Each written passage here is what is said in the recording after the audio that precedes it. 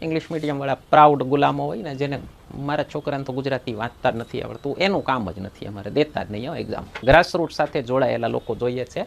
આટલા ઠેકડા મારતી હોય ને સિરીઝ, તો ત્યારે ધ્યાન રાખવું આ જ્યોમેટ્રિક પ્રોગ્રેશન હોઈ શકે, એટલે ગુણોત્તર શ્રેણી હોઈ શકે. એના પછીનો મસ્ત ક્વેશ્ચન છે, બધાને ચક્રાવે ચડાવી દીધા છે. 4 અક્ષરો આપી દીધા છે ગુજરાતી ભાષાના, અને એમાં ઓડ વન આઉટ પૂછ્યું છે.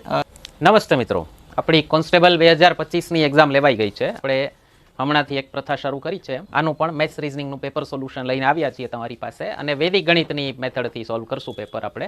એટલે તમને ખ્યાલ આવશે કેટલું ઝડપથી કેલ્ક્યુલેશન થઈ શકે. પેપર એક કહેવાય છે છોકરાઓની પણ રાડ નીકળી ગઈ કે ભૂક્કા કાઢી નાખે એવું પેપર હતું. IBPS લેવલના ક્વેશ્ચન પૂછી નાખેલા છે, PO પ્રિલિમ્સ સુધીના ક્વેશ્ચન તો પૂછેલા જ. ઇવન ડેટા ઇન્ટરપ્રિટેશન પણ IBPS ક્લર્ક કરતા ઉપર લેવલનું હતું. એક ખરેખર ખબર નહીં શું આ લોકો મેસેજ દેવા માગે છે.